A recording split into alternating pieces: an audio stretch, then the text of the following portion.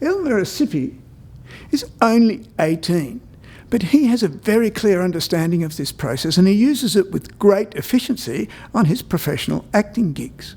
When he was offered a guest role on Melbourne's long-running serial Neighbours, he had to create a very offensive, politically incorrect school bully, and he used these exact principles to do that very successfully. I visited him, and while the house next door was being demolished, I asked him to explain why this process worked for him. That's the thing that makes the character more of a mystery in that sense. The audience being drawn more to that character and wanting to find out more about that character. For example, I had a couple of scenes where I was quite mean, quite arrogant, and the lines that I had to say were really, really controversial in that sense with the storyline. But I put in a simple need in place. What need did you use? To be loved.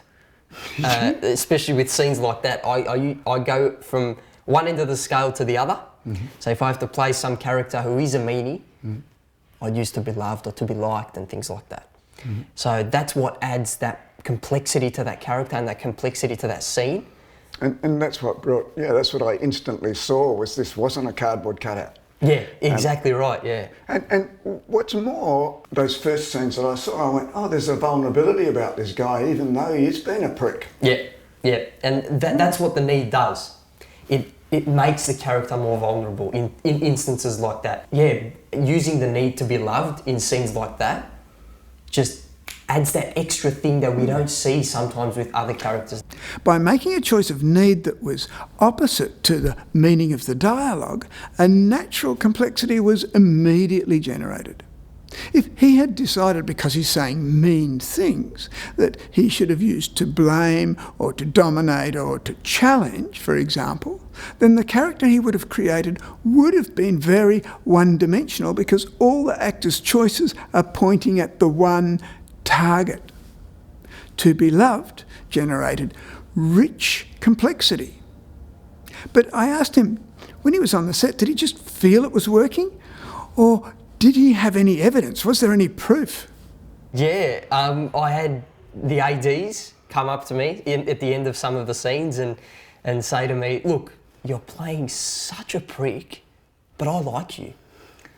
And sort of that sort of gave me the idea, in a sense, that it is working. And I know that it's working because it's got me to where I am today in this sense, and it's adding that complexity to the character, and people can see that. The audience will be able to see that this mean guy, there's something about him. He is vulnerable. Why is he the way he is? And by adding that need, we can see that. Ellmir is very confident and very clear about what he is doing and why he is doing it. And he feels that way because he has tried it many times and it consistently works. And those are the principles on which this approach to acting is based. If a technique doesn't consistently deliver high percentage success rates, then we don't use it. Reliable processes generate reliable choices that produce reliable results. So I just had my role on Neighbours, and then a few weeks later I finished filming.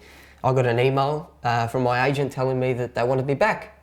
Yeah. So yeah, that's every actor's dream. Yeah, it is. Yeah, and it's showing that what you're doing is actually working, and you're doing your job right. So what was the new gig? The new gig was the Neighbours spin-off series that they are doing, exclusively for Channel 5 in the UK, but also being aired in 10play in Australia. So yeah, I'm continuing that storyline. And you played the bully again.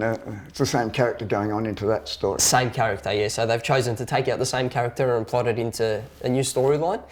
Congratulations. Yeah. Thank you. The power of this system is that it's simple. That's why actors use it. And one thing has been plain from the beginning, and that is that actors who simplify it further often do well, and actors who complicate it more often don't do so well.